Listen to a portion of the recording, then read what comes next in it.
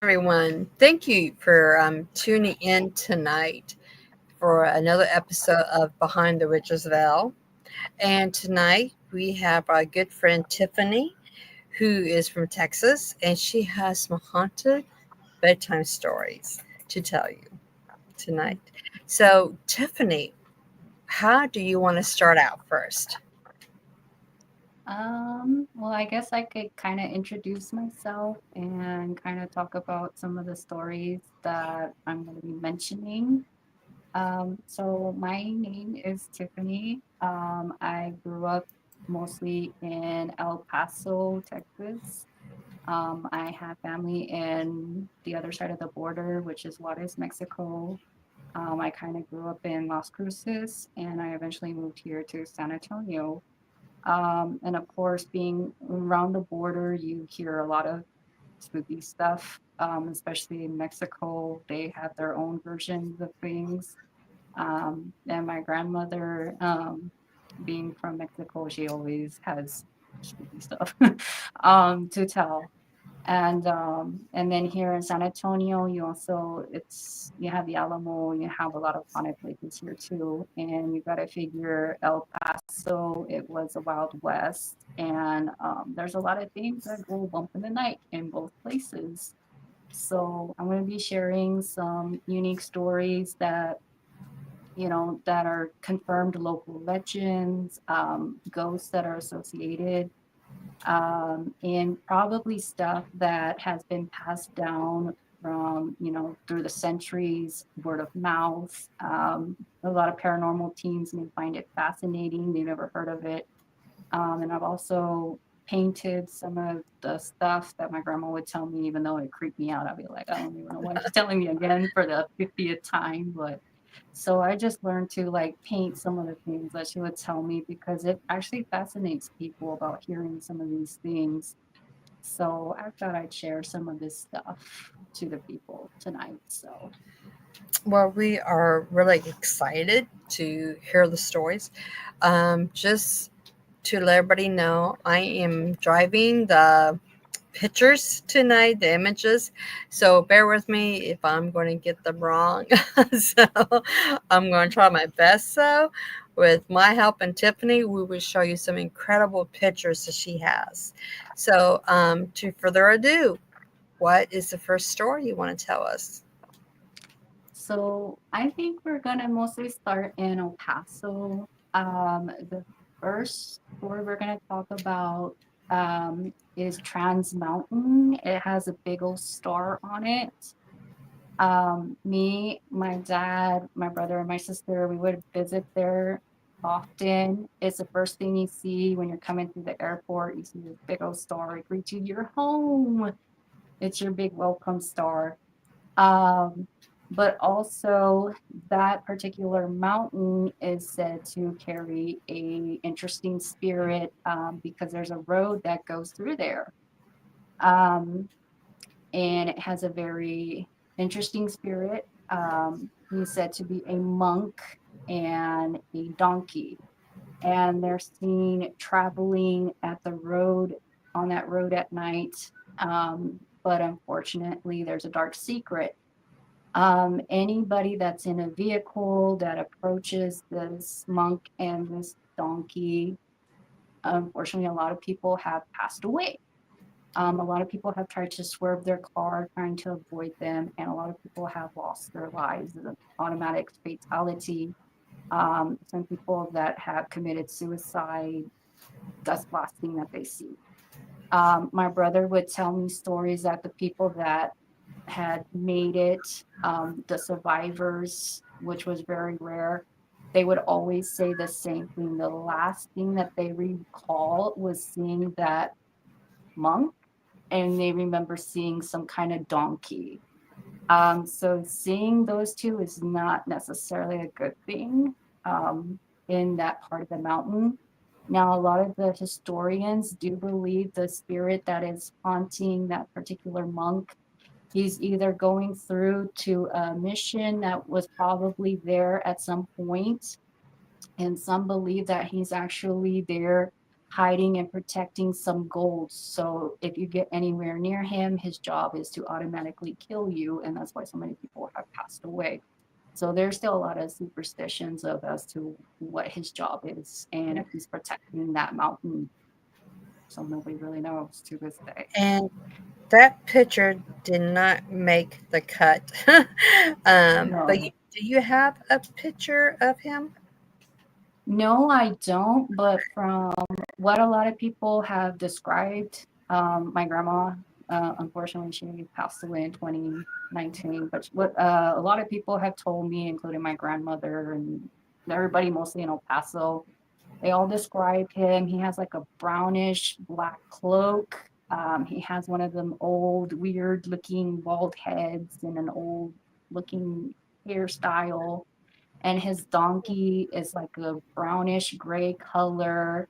And when the people try to approach him and everything, he won't react to you or anything. So a lot of people think he's like a residual energy just going through. He will not respond to you or anything like that. So that's why a Oh, lot of people think he's just a residual haunting of some kind. wow. Does a lot of So. people go on that road? Yes, you have a lot of truckers, you have a lot of people that are going from, so that road actually goes through the mountain there, and then you have more mountains because they use that place to go from El Paso into Las Cruces. So you have to kind of use that mountain to get through, or if you're coming from Las Cruces back into El Paso, or if you just want to go up there because there's a scenic drive and you can look out the binoculars up there and you can see all of El Paso at night. It's really beautiful. So, but yeah, he likes to hang up there. Um, and yeah, so it's yeah, kind of creepy. Kind of creepy. That's Like you want to be there for the city lights. You want to be there, to enjoy the moment. But you're not sure you're gonna run into a creepy monk just running around very, there. So everybody, very oh, that's interesting. yeah. But I mean the city view is worth it. I can tell you that. I just I advise, Just I don't take know, just don't chances, run right? into the monk. Yeah, just don't run into the monk. But I mean, me and my dad, we and my family, we would always go up there. But my grandma would be like, take your holy water and stuff because she didn't want Mhm. anybody to pass away going up there. So Yeah. we would go during the daytime, more really because of the nighttime. A lot of spooky stuff would happen. Hmm. So yeah, that's one of the stories from El Paso. And there's more stuff that comes from that mountain, but we'll probably have to make a part 2 for that, right, Chrissy? Oh Because yeah, there's we are going there's to. Yeah, so we much are stuff. definitely going to make a part 2. I think probably in October. Of course, spooky time. Why not? Um, Yeah. so, what is the next story where I can show people? So the next one we're gonna do is the McGoffin home with the rocking chair, with Uncle Charlie's rocking chair. Okay, give me a second here. Let me bring that up.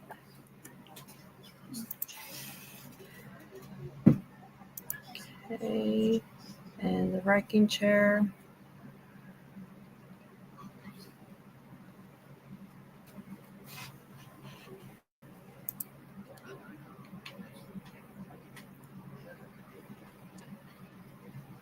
There it is.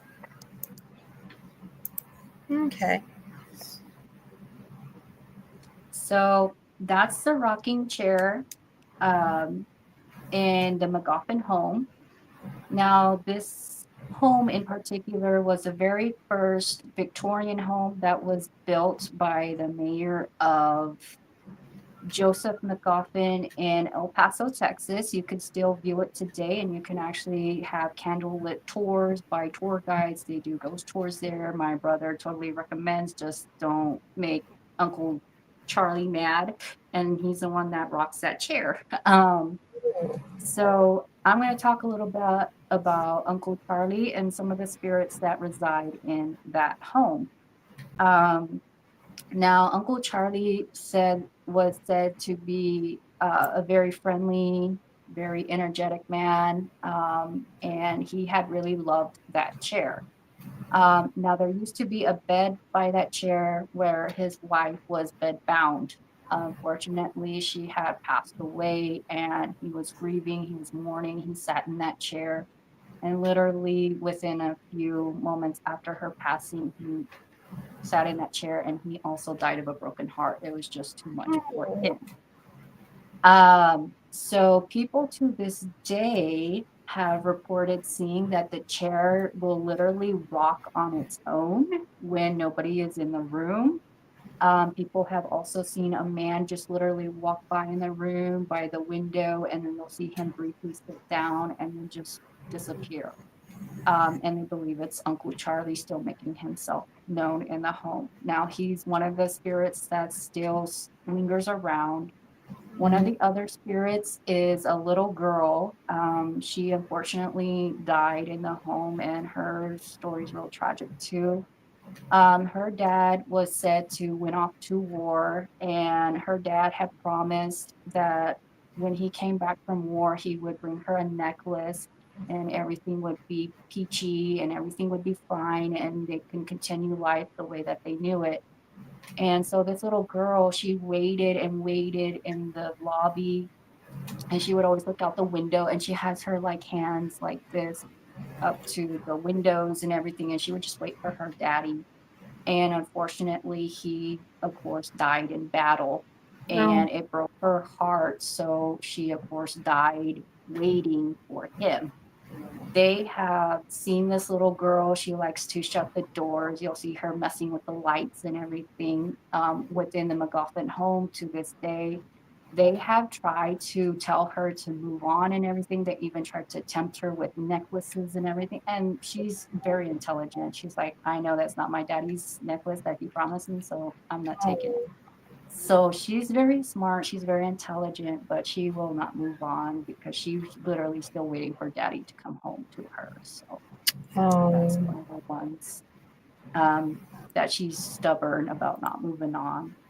And the last spirit is, of course, Miss Octavia. There's a goth song I love uh, called Octavia.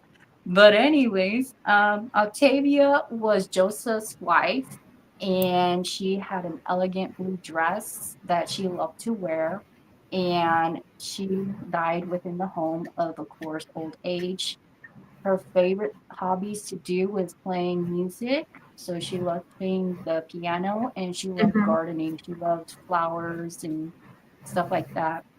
So a lot of people to this day, when they go visit the McGoffin home, whether it's during the daytime or during the ghost tours, they still see her in her Victorian dress. It's blue. And they will hear the piano start playing by itself. They turn around and they see her for a brief second and she disappears.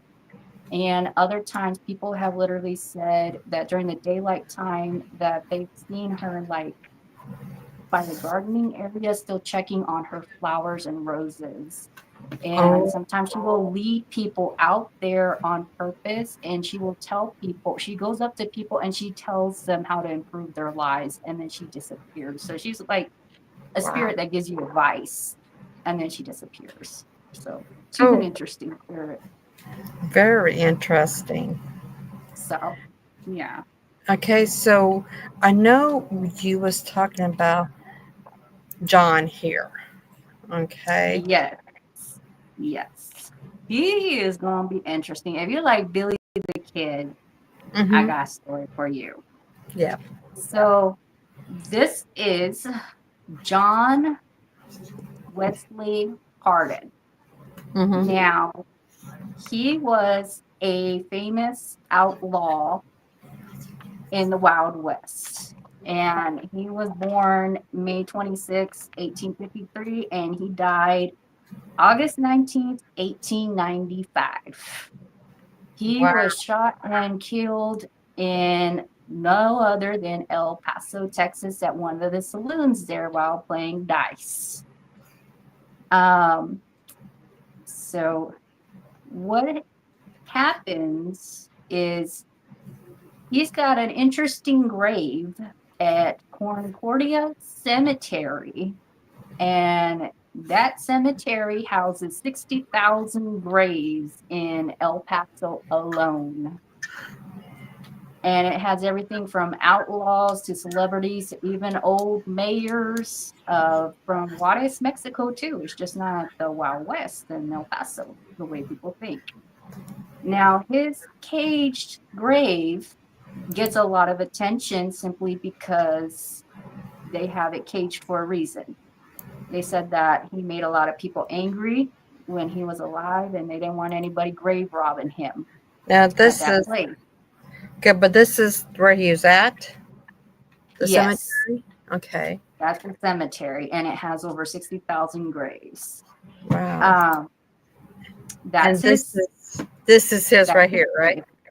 Okay. They wanted it to be a fortress. They didn't want nobody digging him up, and they wanted nobody grave robbing him or trying to do some weird juju on him, of course, when he passed away.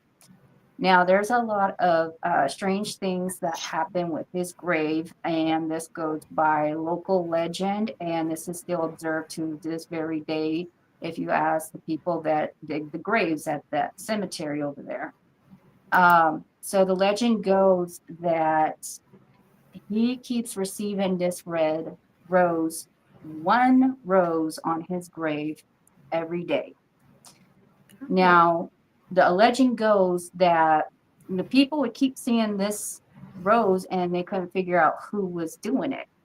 So the grave diggers that would have to dig the graves, they said, you know what, there was two of them. And they made a deal that whoever would catch the person doing it, they would turn them in and they would get some money.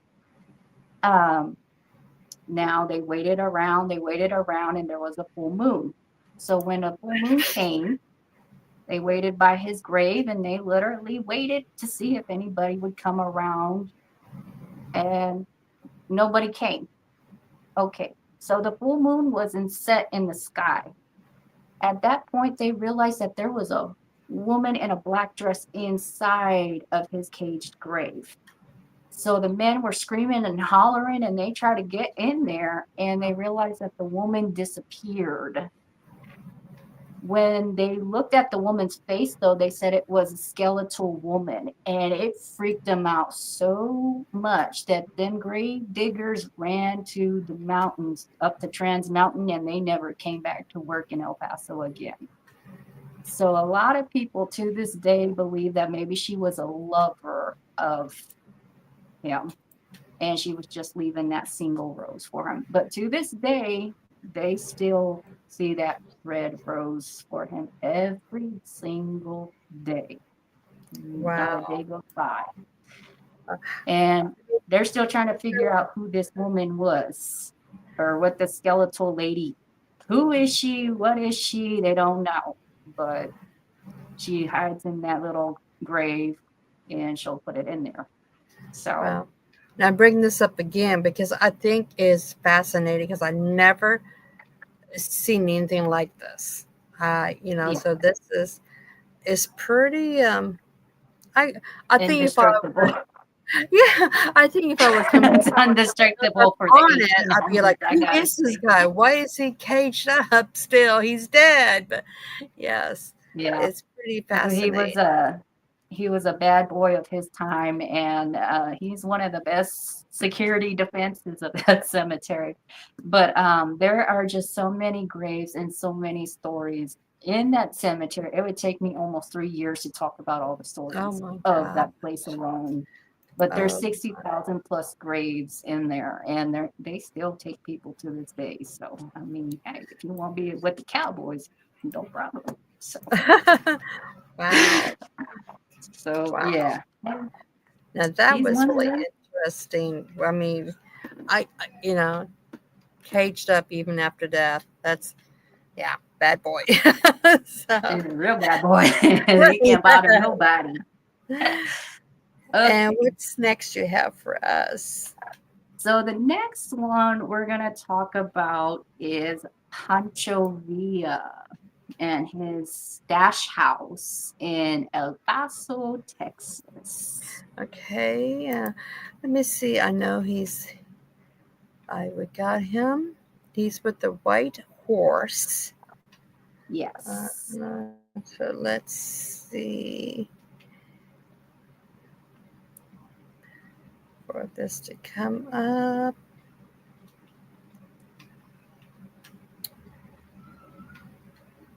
There we go. Okay.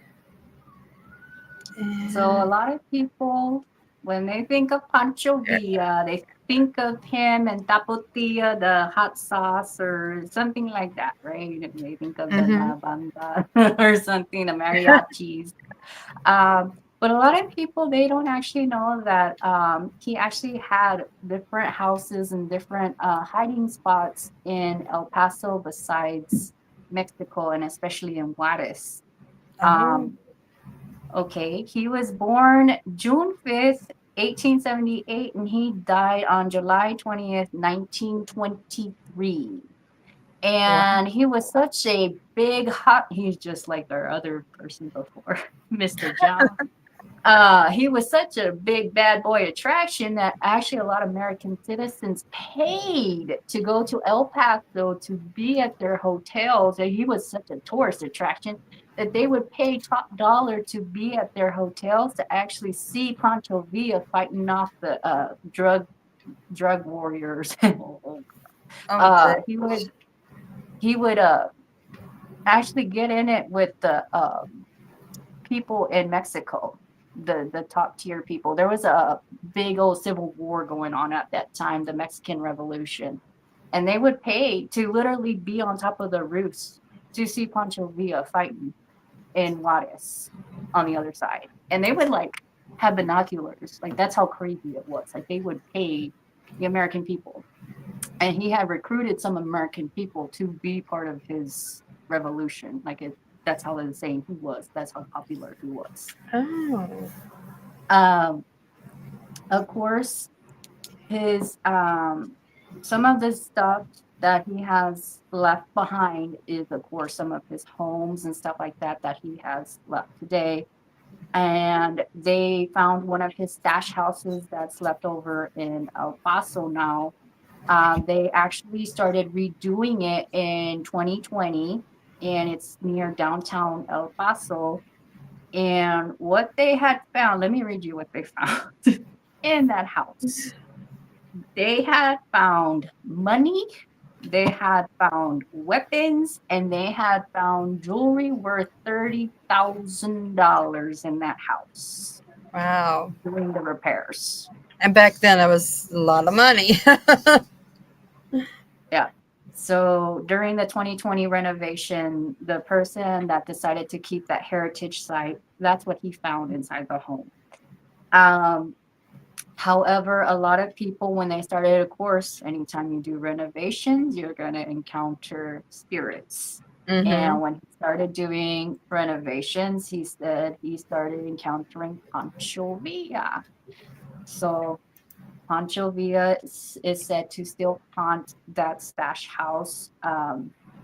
And a lot of the people that they hired to cover the historical parts of Pancho Villa, they have seen him too. The staff, they've had full on conversations and everything. So it's really quite interesting. But Pancho Villa was a Mexican revolutionary, and he still lives on to this day. Like nothing ever happened to him. So that's so interesting. Wow. Uh, but And yeah, I he think had we this. do. Now we do have a picture of his house, I do believe. see here. Because I think you did send me a picture of his house. I just got to see which one it It's a was white here. and green house. Okay, that's what that blue and green house. It, let's see, we should have it.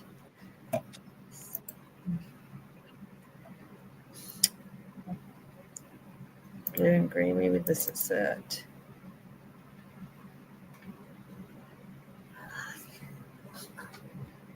Nope, there it is. Okay, let me just bring this up here. Nope, that's a Villa Stash House. Never mind. Yeah, that's That it. was wrong one. Okay, we just go on then. Okay.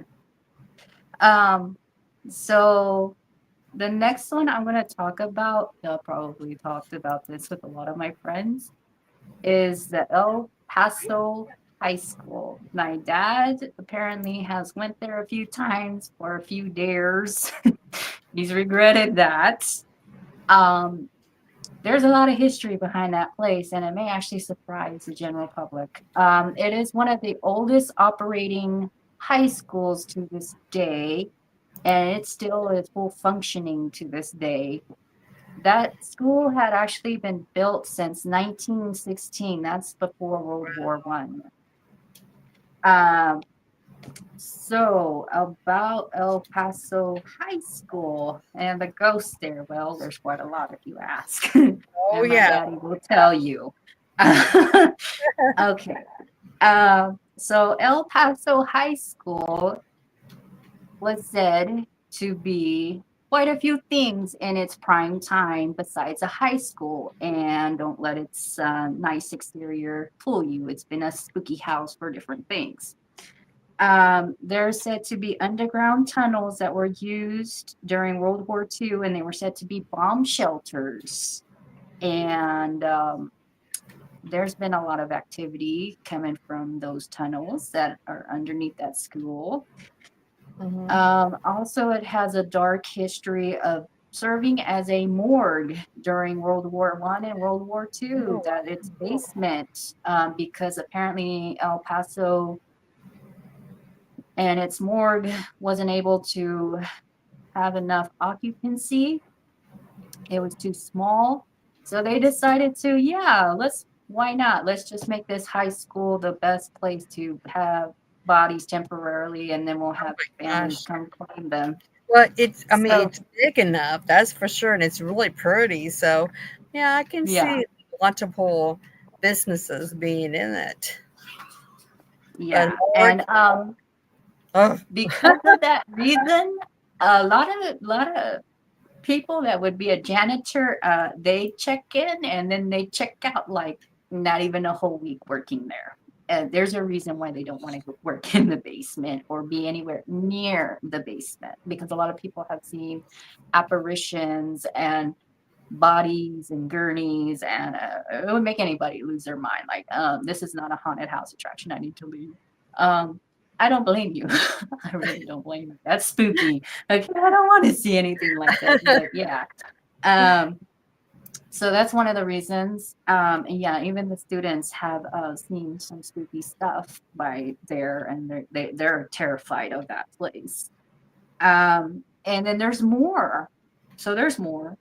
And then, so there was actually a girl that committed suicide in the 1920s in one of the bathrooms in one of the wings there. Um, she apparently jumped out of the second floor, and her body was seen in front of her classmates there. They have that bathroom closed off. They have one part of that school and that bathroom closed off now. But you have a bunch of daredevils and paranormal teams that mhm. want to go visit it because they've heard about it throughout the years. But the police, if they see you out there, you're not supposed to Nope. be out there. Now, Um, is it still open? the bathroom? No, the high or school. I mean, the high school is still open, but they have closed off certain parts of it because of because different of things. activities. Okay. Yes, but the whole high school is completely haunted. And then there is actually a picture that came out from the class of 1985. And when they were taking a picture, they said after that there was a girl that they didn't recognize, and she's the one with the white dress and the black hair.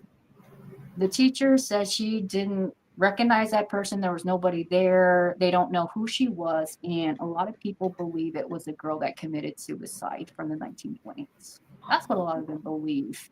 And this was before technology and AI and any of that. So she's not photoshopped in that. That's a legit photo It from the does 80s. look like a paranormal spirit. I mean, it really does. It does not look like any. I mean, she does not look like any of the other kids.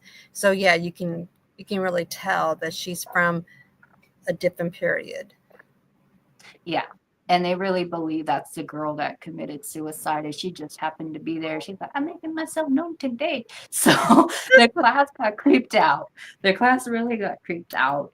But the best thing my dad told me was he wanted to be, real mischievous. Yeah. Hmm. He learned the hard way. So he thought he would sneak out and he would go there, and he went into where they play their football games in the arena. He Hmm. said he went there. He thought there was a football game. He heard a crowd cheering, and he actually believed that they were having a football game. So he went into the arena, and when he looked around, there was nobody there. He looked at his clock. This was during the 80s, by the way. It was almost 1 o'clock in the morning. Not a Oh wow. soul. Not a soul. To this day, all of the houses that are around there, it's mostly like a downtown area. They also report the same thing. They see a lot of music and cheerleaders, and they have the police go over there at all these odd hours. Police go over there, they check it out. Not a soul. Not a soul. So they honestly believe that the game is still continuing from the 1916 and whatever century. It's just ongoing.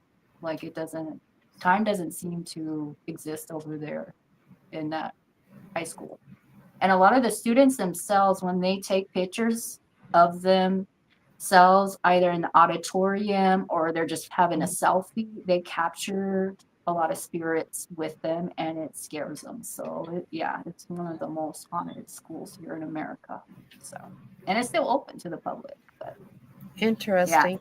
So different paranormal teams can go there and investigate too. I think so, but you would have to talk Ask to permission. the administration, yeah. But there's just so much going on in that place, just so much. Absolutely. Like Mike said, my dad tried to go in there and he got out of there. He got the heebie-jeebies after the ghost game. He was like, no, I'm good. I'm good. Yeah, he went back home to my grandma. I was like, I'm good, bro. So yeah, El Paso High School has its interesting fair share of a whole lot. There's just a whole lot going on at that place. Wow, I bet. I So, bet. like I said, it was used for darker things that they don't want to tell people, but the students they figured out, the facility has figured out. And Hmm. people that barely managed a week there will tell you, and they figured it out, and that's why they don't work there anymore. So there's a reason Oh for everything. wow. And it's so well known, not just in El Paso, but in Juarez, Mexico. It was actually featured on many paranormal shows in Juarez, Mexico, and including a children's show that I used to watch called Los Chicharrones, which they're clowns. And it was also on another show. but yeah, the staff and everything, they were talking about it, and they were talking about the haunted El Paso High School and the Phantomisas, which is the phantoms of El Paso High School. I was like, what? This is supposed to be a kid show. So it's that I popular would, over in I Mexico would be too. They like too. to talk about that. So yeah, it's a big thing over there and in Mexico. So hey, everybody knows about it. So it's not a secret.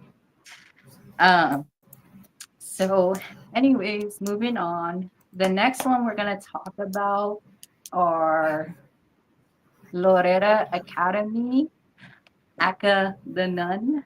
The nun. That one's an there's an interesting thing. Is coming up. So I know a lot of people She's are supposed thinking to the be Nun up. movie, the Nun There she movie. is. Yeah, when people think of the nun, they think of the Conjuring house, and yes, and the movie The Yeah. Nun. Yeah.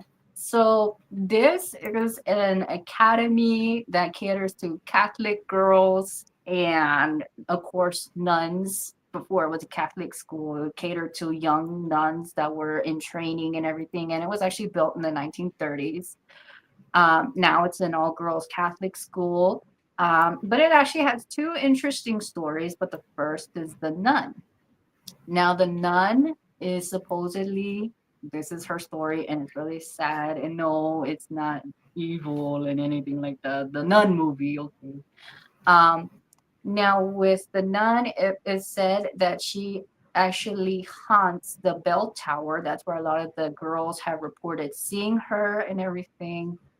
Now, what happened to the nun is apparently she had fallen in love with one of the priests that was teaching at the facility there. And unfortunately, she had gotten pregnant. Oops, that wasn't supposed to happen. Oh, To cover up her shame and to not get in trouble with the facility, she unfortunately took her own life near the bell tower. oh no. So, to this day, a lot of people, including the staff, even the male staff, have seen this nun when the bell rings. They have seen her there, and people that are passing by, they have seen this nun, and she's just walking by and she's just staring at people, and it creeps people out. But yeah, she's like a creepy looking nun. And so they make better life choices, but she kind of serves as a reminder, hey, don't mess with your life. So Oh yeah, wow. that's the story about her. And also there's also a statue. So this one's also interesting at this school. So in their shrine, they have a Mary statue that refuses to stay in their little shrine. I found this one interesting. Everybody in that school has seen this thing move to different locations. Oh And wow. some people have even described it as walking around the school and then literally goes back to the shrine. That's one of the weirdest things I've ever heard, but they said it literally like walks around, moves around the Mhm. entire school and then goes back. Um, and then the last one is one of the headmistresses is also said to haunt that school. She was a cigarette smoker. She was one of those heavy cigarette smokers. Mhm. So you will see her by the old offices and you will see a lot of smoke. Every time she appears, there's a lot of cigarette smoke and it's like a deep, heavy gray smoke. You'll see her face and kind of like her upper torso and then it disappears real quick. So Wow. there's that going on. And then of course the creepy statue. I don't know what would scare me more, the nun or the walking statue. I don't know. So Let me see. Do we have the picture of the statue here? Is it the one with the no, I didn't send okay. I'll I didn't send the make picture of the sure. statue. Okay, just want to make sure. But they did say it's a little it's like a little yay big like that, and it's a Mary statue, and for some reason it Oh, just won't stay still. I don't know. I don't know. Maybe it's looking for midnight snacks. I It don't might be. I don't know. I don't know. Maybe it's getting snacks for the nun. I don't know. I don't know. Um, so yeah. Okay. So the next one we're gonna talk about is more like local legends of El Paso. I have two that are real interesting. One is called El Moreto, and he's the headless horseman of South Texas, Okay. Mexico, and El Paso, Rio Grande region, and even his legend goes into New Mexico and some regions of New Mexico, especially the deserts. This one, my grandma used to tell me, used to literally scare the shit out of me when I was a kid. I didn't like this one. Didn't like this one. It would me too. Um, It would me too. I have to say that. um, I even made a painting of it. I'll show you in a little bit. But also, this was also a Texas folklore that was told to a bunch of cowboys to deter bad behavior. So just like you have Sleepy Hollow and the Headless Horseman trying to encourage good behavior, this is kind of the same thing. Um, so there's a bunch of different versions. I will tell the two different versions. You tell me which one you like better. I don't know. I'll tell you which one was the one my grandma told me because there's a reason why it scared the shit out of me. Okay. So the first version, the Texas version that a lot of people are familiar with, is that apparently the headless horseman's name was Vidal, and he was a bandit, and he liked to steal other people's cattle. And during the cowboy times, cattle meant big money, big investments. And he came across three Texas Rangers, and they were, of course, had a bunch of cattle, and they were trying to move their cattle all the way up to the Boston market where they would make lots of money. So he thought for some reason, it would be a great idea to go ahead and steal one of their prized possessions. He tried to take at least three of their cows and hope to God that none of them would catch on. And he went up one of the hills there away from the cowboys, hoping that they didn't see nothing, hear nothing, know nothing, right? Hear no evil, speak no evil, that kind of phrase. Well, they saw him and they were not too happy because that's money for them, a big investment in money. So what they did was they caught up to him and they decided to decapitate him. And it gets much worse. They decided to literally bound his body to that horse. Then they slapped the horse on the butt, and the horse literally just kept walking and bucking throughout the entire country, the hill country out there. Um, Eventually, the horse passed away, but a lot of people in the little towns out there reported seeing a headless horseman that was holding on to the dead man's head there, and a bucking horse, and it scared the crap out of them. They didn't want to even come outside. So they did bury him and that horse, but they still continued to see his apparition during the full moon in the deserts, and it scared people, and that's where the story started coming out. Now the version that my grandma told me was a little bit more sinister. um, so this is the story she told me. Let me get my painting. And I made this for Texas Paranormal Con here. A lot of people were asking me about it.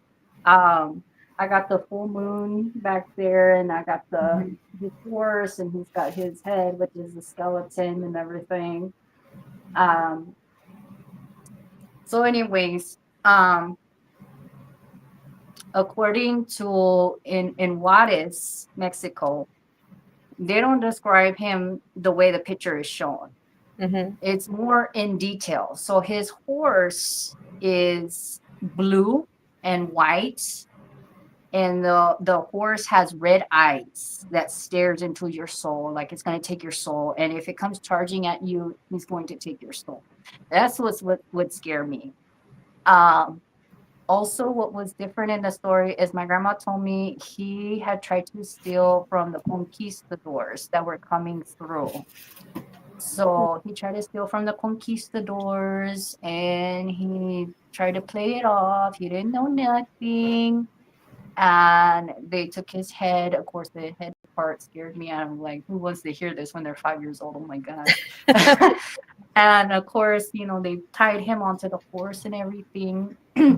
But it's the way my grandma described him, the way that he comes out at night and he's gonna come get you if he sees you, and he's gonna come for your head, and he has that spooky horse coming at you on a full moon. So like I would literally run to my dumpster and I would literally run back into my grandma's. Like I didn't wanna meet him. I was like, no, no, no, no, no, headless horseman for me.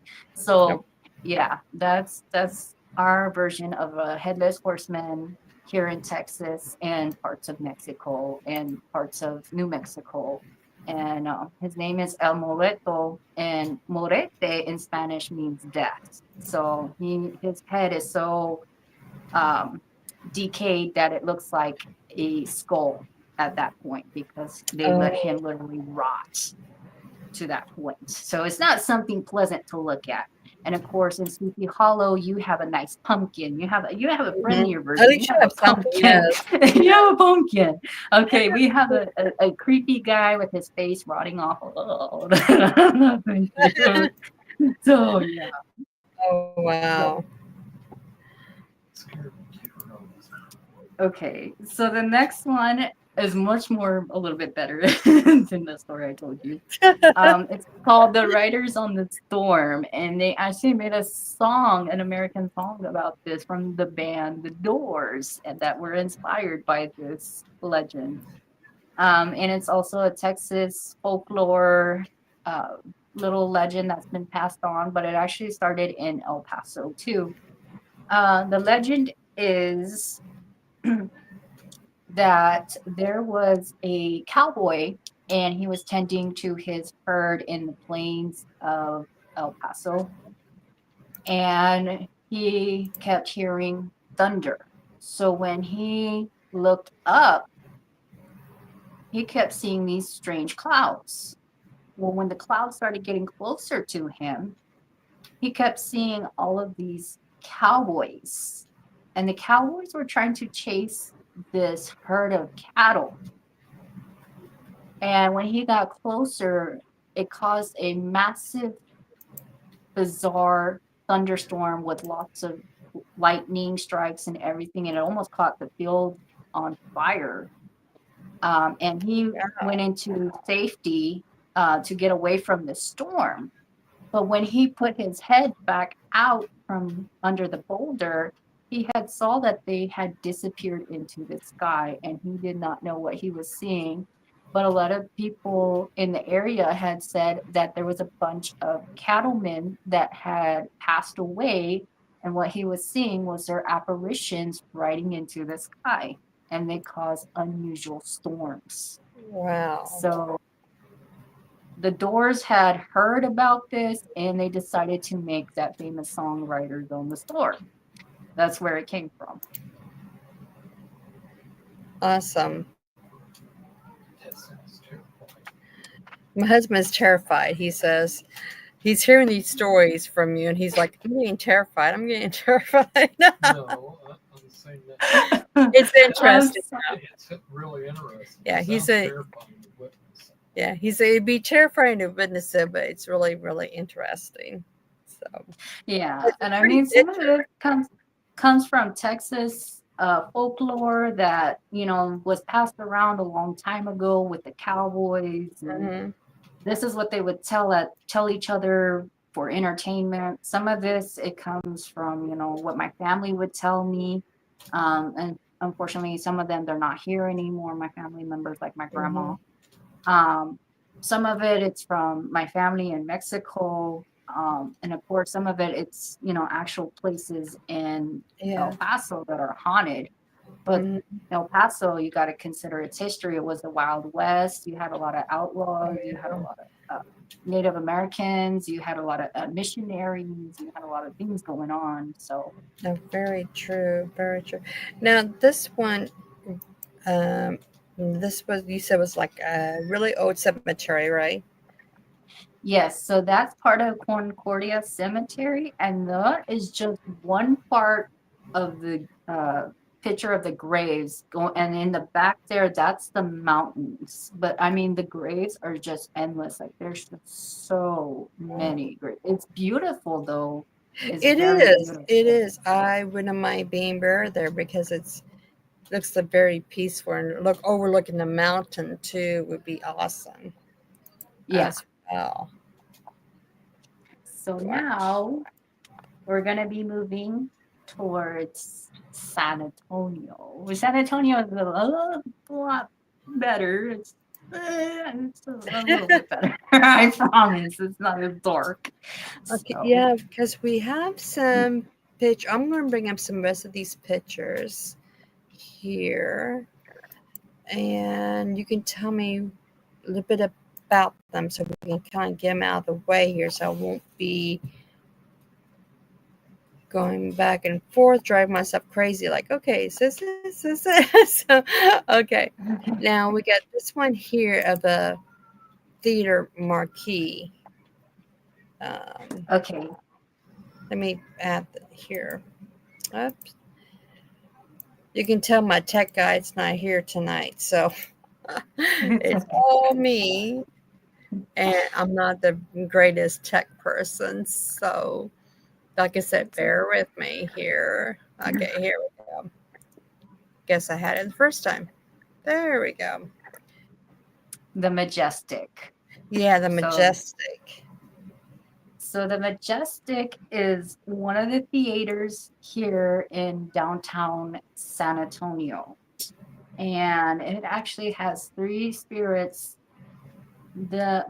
There's quite a few spirits that are still lingering there today, and Oh, I'm going to talk about them. um but I would like people to know that the Majestic is still open to the public to this day, and they do kind of have like Broadway musicals. They do show movies in there. People say it's worth it. If you don't mind the ghosts, then it's worth it.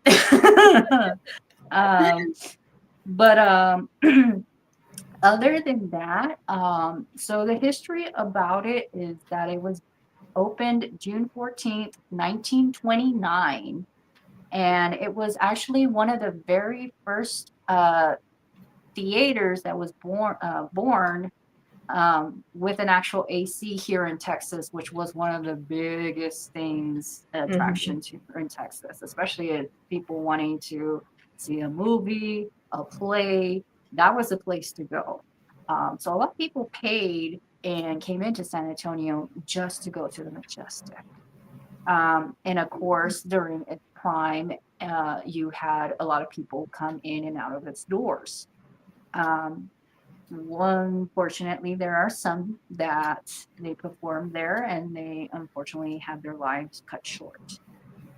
So one of the people was Zoroaster, and he was a magician and he loved performing there. He loved putting a show on every night, and he would even go as far as putting on an opening act for people that are just about to watch a play. He was willing to even do that, and he had a thing for ladies too. He would really let the ladies know, you're really welcome here. Now, Zoroaster unfortunately did pass away, and a lot of the staff and a lot of people that came in after that were supposed to be doing performances Mm-hmm. started noticing a man in a weird looking tuxedo and a little cape in weird little I want to say like Zorro mask Hmm. is the best way they describe him. Yep, that'd be the best And way. with his top hat and everything. And like I said, he's a gentleman and he doesn't mean anybody any harm or anything. One of the best legends about him, and is still spoken about to this day, is that one of the actresses, she came and she was expecting a big crowd. And when she was sitting at her booth and she was putting on makeup and everything, she was greeted by him and he tried to give her flowers. So she was like, okay, I wasn't expecting some man to come bring me flowers. Like, I have a boyfriend. What do you want? But she was like, okay, I gotta be nice. I'll take the flowers. So when she tried to take the flowers from him, like he literally pulled his cape like this and he disappeared. And she thought it was like a magic trick. And she was like, okay, come out now. Come out now. And he never came out. Oh no. And when she told the security, because she was like, it's not funny. It's not funny. Like she started getting upset. So she told the security, and the security told her that that person that she was describing, he passed away many years ago. And she flipped out. He was a magician, he was a roast. And yeah. So that's when the rumor started spreading that he's still there at the Majestic, but obviously he's playing tricks and he still hasn't moved on. Oh wow. But he makes his presence still known. Um, the next one is the ballet troupe. There was a bunch of ballerinas, and they were supposed to do their little dance. They Mhm. came in and they were had their routine down, and everything was supposed to be going according to plan. And unfortunately, you have those big old headlights that a lot of people cannot see, and them Mhm. things are easily 500 pounds. And unfortunately, one of them did snap, and one of the lights had fallen off. And when the girls were in mid routine, it had landed on all three of them and it killed them instantly. Oh no. So to this day, a lot of people say when you're passing by the stage, they have seen three ballerinas still practicing for a performance that they will never be able to do. Oh. And it's really sad. And you can see them still dancing and getting ready and everything, but they will never be able to. Now, the last spirit, warning, she has a creepy, creepy stare. If you don't want to be followed, I suggest you probably stay home and you not go to the Majestic. Her name is Magdalene. And Magdalene likes to watch people from the very back, back, back, back. And you'll see her around the top areas, where the seats and stuff. Um, but apparently there was a musical quartet there, and they were sitting and they were performing, they were doing their cellos and all of that fun stuff. Mhm. And they noticed this redheaded lady staring at them from way up there. And one of them was so freaked out because her eyes were just like, and it freaked this lady out so much, she literally stopped and she got out of the building. She just was like, yeah, no, no. She had nightmares for 4 weeks from that Oh lady's wow. stare. Um, she's one of the deceased patrons that would go see the plays. So kind of like she's a judgy patron, and if she thinks you suck, you'll get her death glares, more or less. That's how we describe her. But yeah, she's not nice. She's not nice, and she may even follow people home. So that's why some people are just like, no thanks, Oh no thanks, no thanks. no, Yeah, thank you. yeah. Well, let's try to bring up here another one here. Um, let's see here.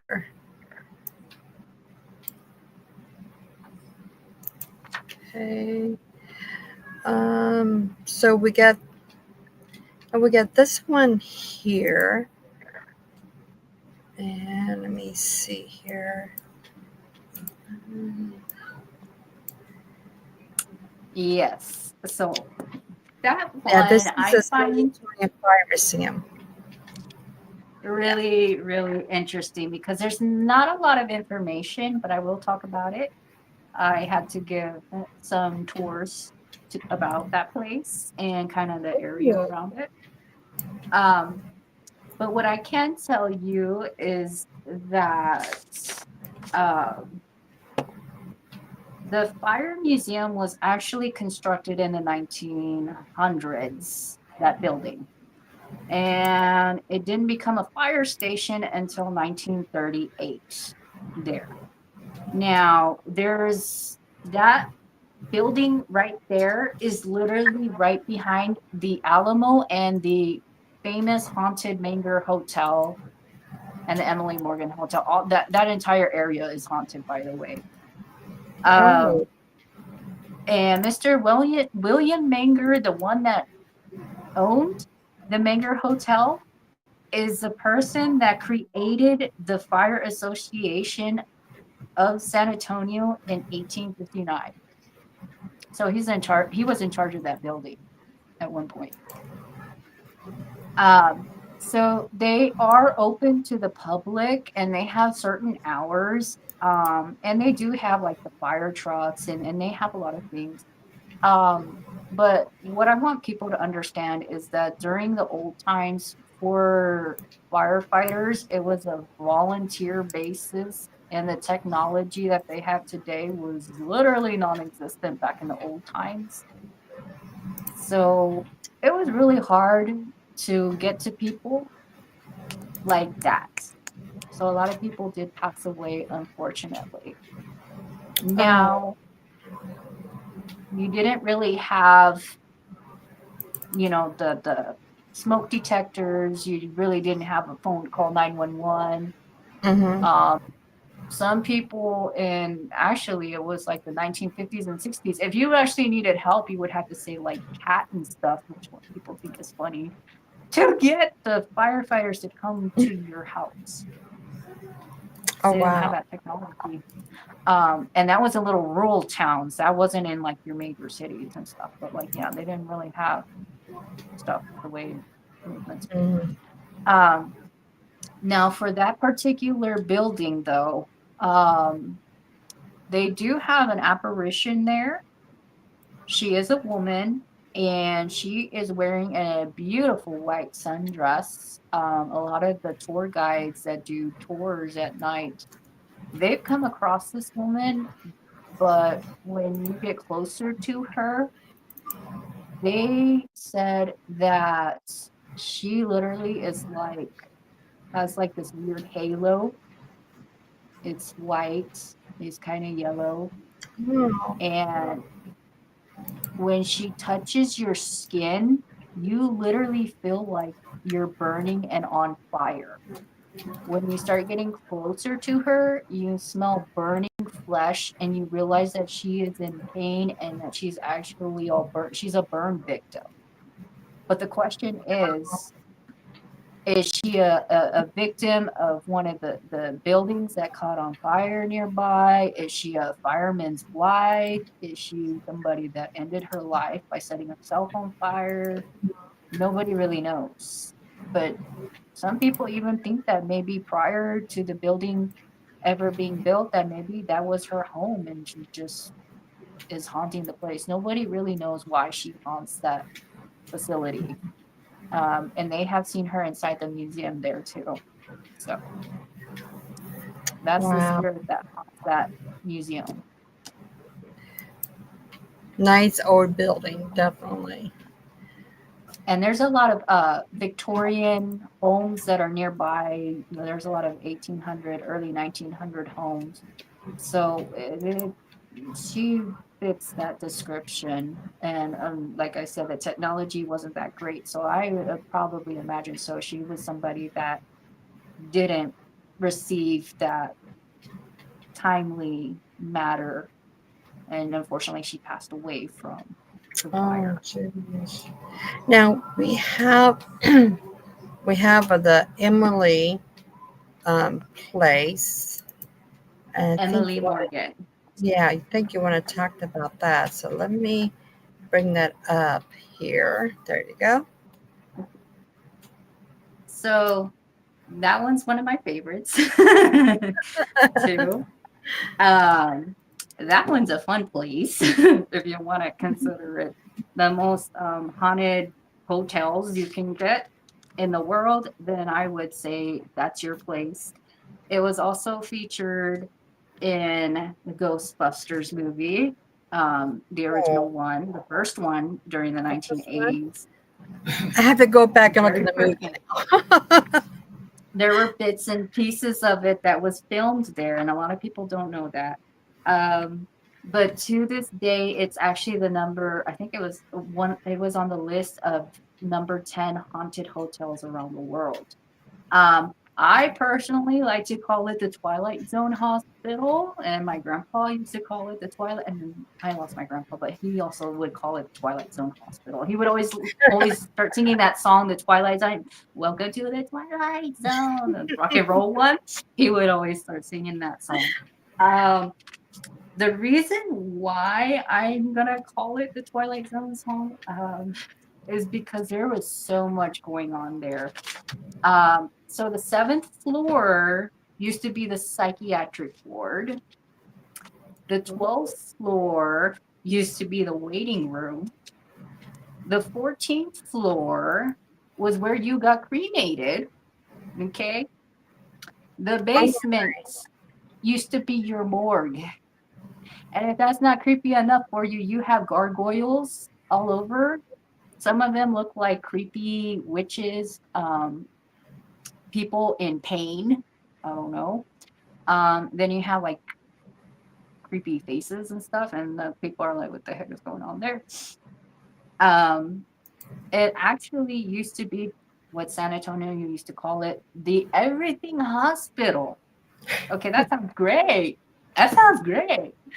However, they also put on quote, "It is where you go to be born, and it is where you go to die." Okay, that don't sound so great, though. That don't sound so great.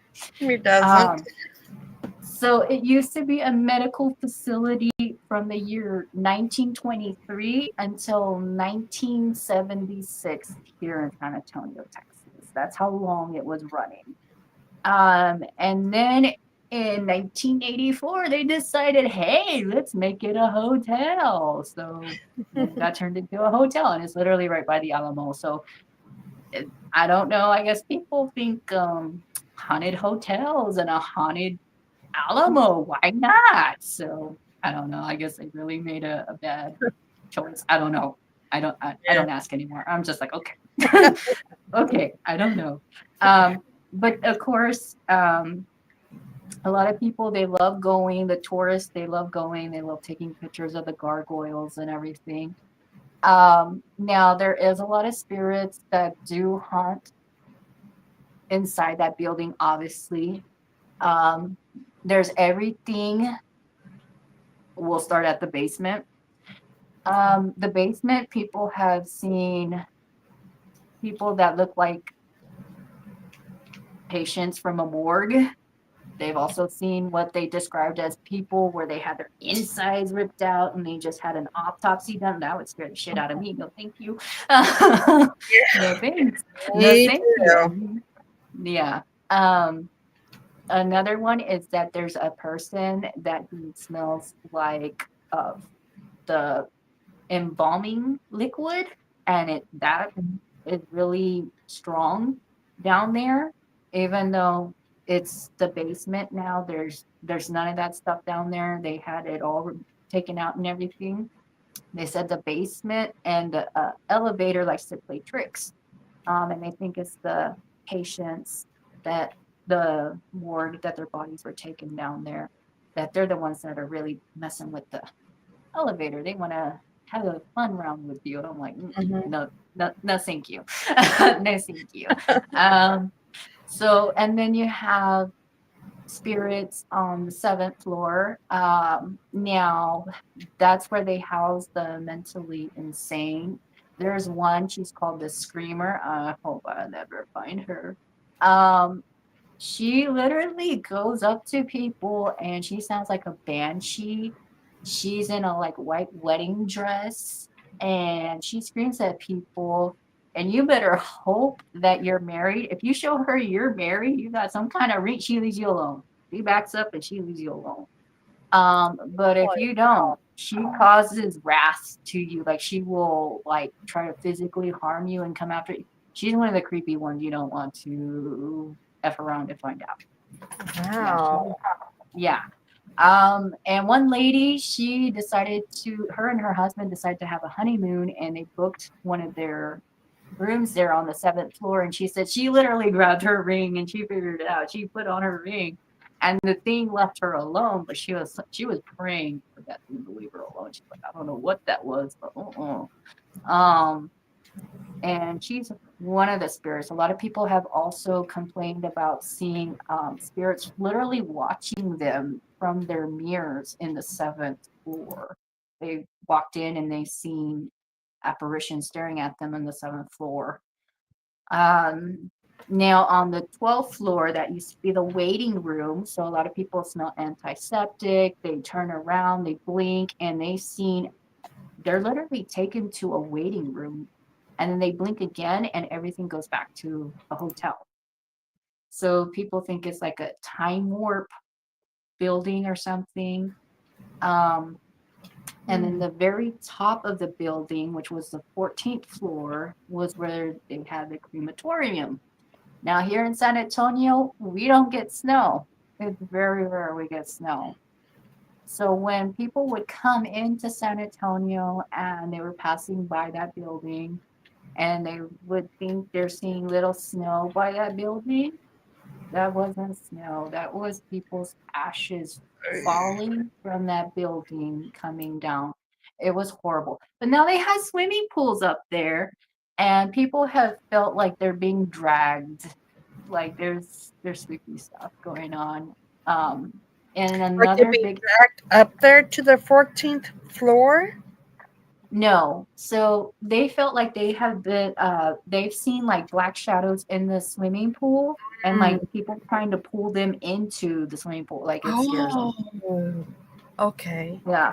Gotcha. Because that's where they used to cremate them around that area. So they're like, no thank you. That would be scary. Yeah. And then the last thing is that this is the most popular thing found with the people that book there. Even most paranormal teams, they always claim that they always get a room. As soon as they literally start opening the door, it's like they walk into another time and another place. They either describe a medical setting, so it's either an operation going on in another time, the doctors and the nurses are from another time in another place, and the patients. They close the door, they reopen it, and everything's back to normal. But it could be anywhere from the 1920s, 1930s, 1940s, 1950s, 1960s, up to the 1970s. So it's kind of like a random bingo card. Which one you going to take? What time period you going to take? So that's why my grandpa would call it the Twilight Zone. What time period are you getting with your room? You don't know. So, but a lot of people, they are all hyped up. They're like, I want to see it. The Ghostbusters movie was there. So they're taking their chances by booking there and wanting to see what it's all about. So that's where a lot of people really want to go um, to That there. is That's fun. very interesting. Yeah. If I ever go to San Antonio, I would like to go there and see that as well. Yeah. Okay, so we have a few more. Um, let me see. We have the 141st Battalion. Um, Yes. I'm trying to bring that up. Come on. Here. There we go. So that is a marker that is literally right next to the Riverwalk. There's a bunch of stairs that's not that far from there, and it will literally take you down to the Riverwalk. Right, it's not Mm. that far from it. It's like less than a few feet away. But that particular marker was established there in 1991, 1 year before I was born. Um, Now, a lot of people pay their respects there. Some people, they're just walking by. And what's real interesting is a lot of people have reported seeing soldiers, and I'm not talking about modern soldiers that you Mm. see, serving in the military. A lot of people have reported seeing soldiers from World War I, World War II, Vietnam, and other time places, and it creeps them out. So one of the best documented cases was one. There was a couple. They were actually here on vacation here in 2009, and they decided to book a hotel down by the Riverwalk, and they had their son with them. And their son, well, he kind of, I want to go explore everything, right? Little kids, they want to go explore. Mm. And he started getting further and further away from them, and they were pretty close to this marker, and they were starting to get scared because the little boy was not listening to them, and they were getting ready to call the police because they couldn't find the little boy.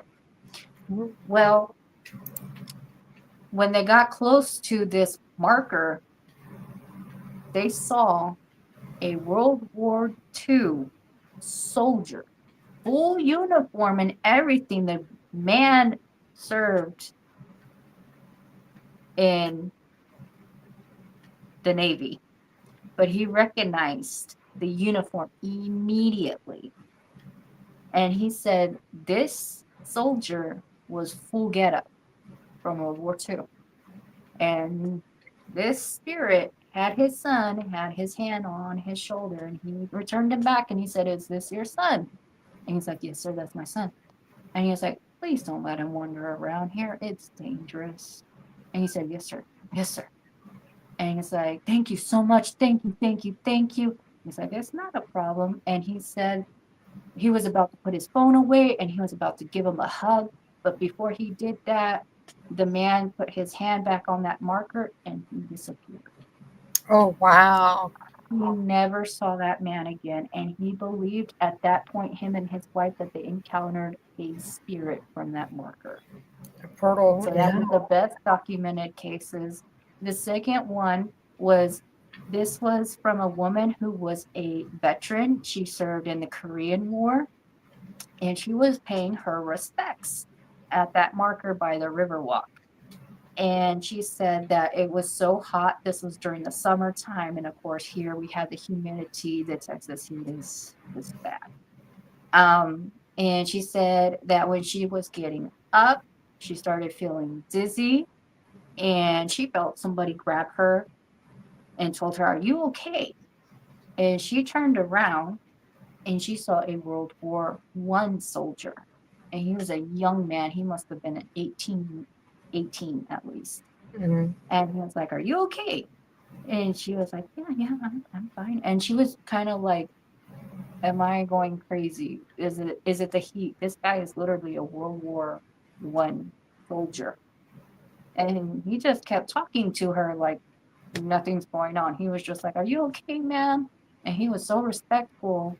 And he just thanked her for her services, and he took her to the tree, and then he disappeared. Mm. So a lot of people have reported seeing soldiers from World War I, World War II, and different other times.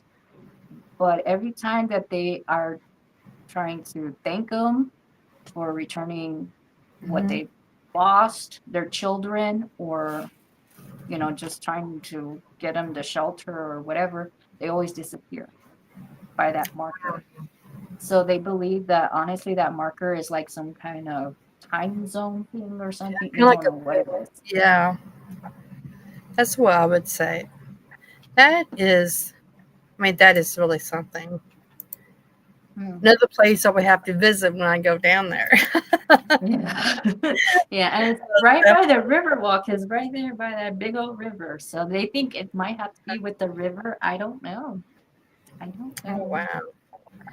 And when I get about 15-20 minutes left. So, um, what can you tell us about the horse statue? The Um, Briscoe Museum, the art museum, the yeah, Western Art Museum. Okay, okay, well, we, so the Briscoe Art Museum is literally pretty close to the Riverwalk, and it's not that far from actually that marker that we just talked about, the mhm. 141st marker. Um, so today it's known as the Briscoe Western Art Museum, and prior to that, that was actually one of the central libraries here in San Antonio during 1938. Prior to that, it also was a circus museum during the 60s.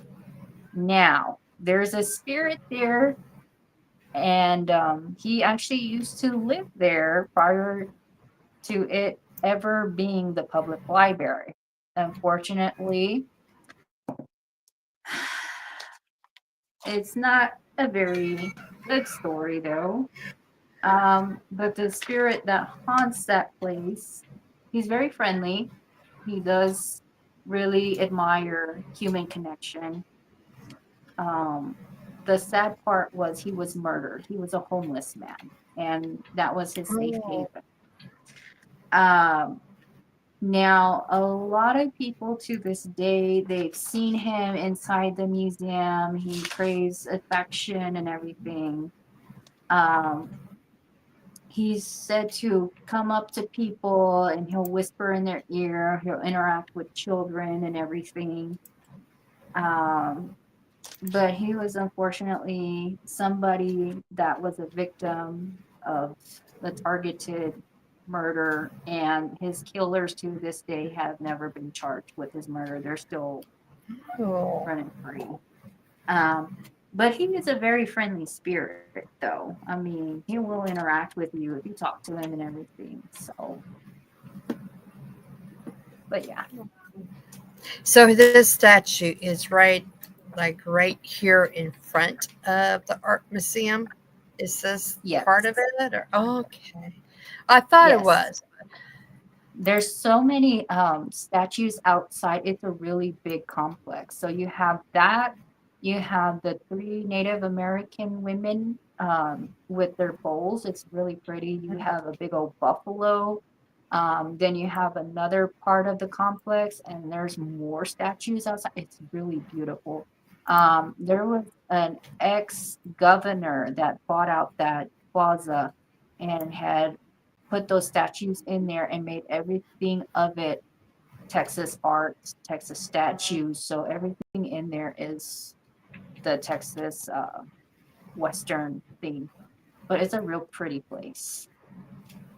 So It looks like it'd be a pretty place. Okay, so we have this tall building, building here. The let's see, here we go. that one is Emily Morgan. That's how big So it that's how is big. Okay, I was thinking from this the before. ground looking up. Yeah, that's how Oh big my it is. gosh, that And is then that. at the very top, you have more gargoyles and stuff. Like you have the gargoyles are all over that building. And then in the lobby, people have seen the Alamo soldiers coming up to the doors. They've seen soldiers from the Alamo trying to get in there too. So, like I said, that entire area is haunted. And then you have the fire museum that's right next to it. And then you have the Alamo. So then you have the manger. It's all haunted right there. So it's just I don't Wow. know. It's a paranormal adventure right there itself, too. Now for But this, it's one this is of the the most last. requested. This is the last picture you sent me. So the last one we will probably talk about. A bunch of That people one is here. the McGoffin home in El Paso. That's what it first looked like when they had it built.